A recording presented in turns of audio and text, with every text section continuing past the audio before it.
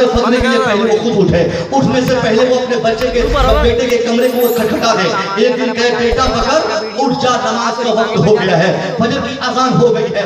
एक दिन बेटा बिस्तर छोड़ेगा, फिर वापस सो जाएगा। दूसरा दिन फिर वही 4 बजे भोर में आप फिर खटखट कीजिए, बेटा बिस्तर छोड़ के फिर पानी के पास जाएगा, पानी लेगा, फिर वापस आके सो जाएगा। यानी 2-4 दिन होने के बाद कभी बिस्तर छोड़ेगा, फिर लोटा पकड़ेगा, फिर मसल्ला पकड़ेगा। 5 दिन तक एक बाप नमाज पढ़े और मस्जिद जाने से पहले बेटे को जगा के जाए।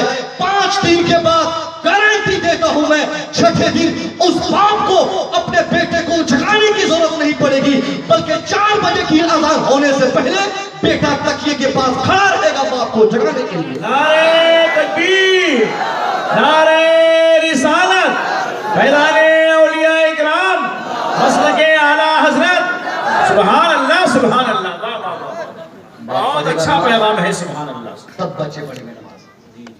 50 डंडे दिल्ली मारेगा बाप और फिर भी नमाज नहीं पढ़ेगा, उस डंडे का कोई असर नहीं पड़ेगा। जब तक डंडा चलेगा नमाज होते रहेगी, डंडा कमजोर पड़ा नमाज खत्म। बच्चे अपने बाप को सबसे बड़ा अमीर मानते हैं, सबसे बड़ा अवामिल एक बाप होता है। यानी माँ बाप और बच्चों में आमिल और मामूल की जिंदगी होती है। पीर साहब की हम जितनी खिदमत करेंगे साहब, मगर एक बच्चा का बाप सोचे कि मैं अपने बच्चों का सबसे बड़ा पीर बन जाऊं। जी हम कैसे पीर बनेंगे बच्चे का? अरे आदमी बेकार बात कर रहे हैं। अरे साहब, पीर का मतलब ये नहीं बोल रहा मैं, जो पीर साहब आप समझ रहे हैं। पीर का मतलब ये कि पीर की जिंदगी का असर बच्चों पे कम पड़ता है और वालिदैन की जिंदगी का असर बच्चों पे ज्यादा पड़ता है। आप पीर का किरदार निभाइए ना, आपका बच्चा भी पीर बन जाए।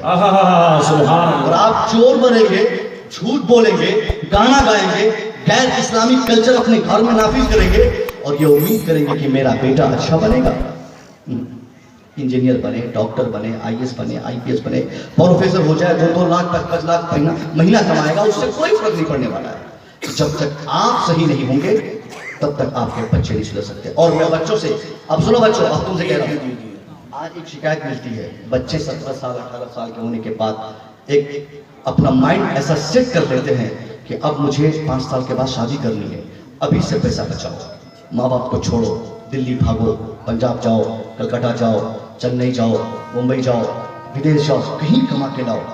धीरे धीरे बैंक बैलेंस करता है, माँ बेचारी रो रही है, मगर उस बच्चे के दिल में ये शौक नहीं कि माँ के लिए दवाई का इंतजाम करे। एक बाप 80 साल की उम्र में आखिरी हिस्से में अपने बच्चों की कमाई का मुंतजिर नहीं रहता है, बल्कि अपने बच्चों को देखने का मुंतजिर रहता है। उस हालत में आज बच्चों में से हमारे अक्सर की बातें कर रहा हूं, 2-2 महीना 3-3 महीना हो जाता है, एक फोन कॉल भी सऊदी अरबिया से, एक फोन भी मुंबई से करने की तौफीक बाप को नहीं होती है कि अब्बा की खैरियत पूछ ले कि अब्बा आपकी तबीयत कैसी है। ओ मेरे बच्चों, 50 लाख महीना कमा लो, क्या फर्क पड़ने वाला है? अगर घर में 80 साल का बूढ़ा बाप तुझसे कुछ नहीं है, अगर तेरी बूढ़ी माँ तेरी कमाई से अगर अपनी उम्र के आखिरी पड़ाव में एक टेबलेट नहीं खा सकी, तो आग लग जाए तेरी दौलत पे, वो दौलत काबिल कबूल नहीं, इस्तेमाल नहीं है।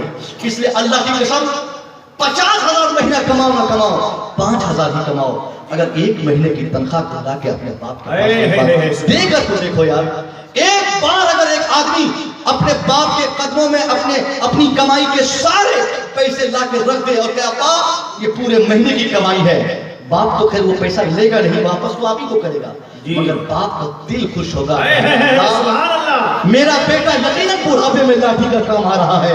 हे अल्लाह, मेरा बेटा 5,000 महीना कमाता है, वो बूढ़ा 80 साल की उम्र में चारपाई पर करीबुल मर्द की हालत में अपनी औलाद के लिए दुआ खैर करेगा।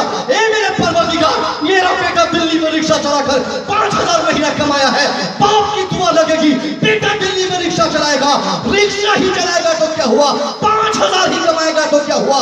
अल्लाह बाप की दुआओं की बरकतों से 5,000 की कमाई में मजा 50,000 का अता फरमा देगा। नारे तकबीर, नारे रिसालत, फैज़ाने गौसे आज़म, मसलके आला हजरत, हज़रत वालिदैन, सुभान अल्लाह, सुभान अल्लाह। अल्लाह के वास्ते माँ बाप की इज्जत करना सीखो। कल मैदान महशर में मुझ जैसे मौलवी की कभी इज्जत तूने की ना की कोई सवाल नहीं, اگر اپنے والدین کی تو عزت نہیں کیا ہے، نماز چاہے جتنی ہو گئی ہو گئی، اللہ تیری نماز کو قبول کرنے سے روک لے گا، تیری عبادت قبول کرنے سے روک لے گا۔ اس لیے میرے بچوں اپنے والدین کی عظمت کو سمجھو اور ان کو اپنے لیے بہتر سمجھو۔ جس پیغمبر کا ہم کلمہ پڑھتے ہیں، اللہ کی قسم ماں باپ سے محبت کا کیا ایسا اسوہ آپ کی زندگی سے ملا ہے۔ سرکار دو عالم ایک بار مسجد نبوی تشریف لے گئے، سارے صحابہ عزت کے لیے کھڑے ہو گئے، آپ مصلی امامت پر کھڑے ہیں، زارو قطار رو رہے ہیں۔ صحابہ نے پوچھا حضور کیوں رو رہے ہیں؟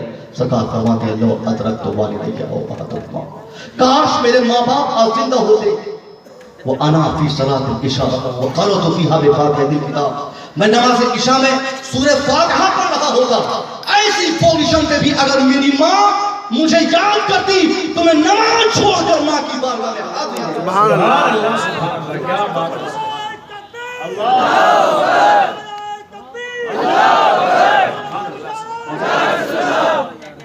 سبحان اللہ، سبحان اللہ۔ میرے نبی نے فرمایا صاحب میں نماز چھوڑ کر ماں کے پاس پہنچتا، اور یہاں بچہ 5000 کا بک جاتا ہے، شادی ہوئی 2 مہینے نہیں ہوئے پھر سسرال والے کا ہو گیا۔ ارے کیا تیرے سسرال والوں کا احسان تمہارے اوپر ہے؟ یہی نا کہ وہ اپنی بیٹی کو دیا ہے، اس سے کوئی اس کے علاوہ کوئی احسان؟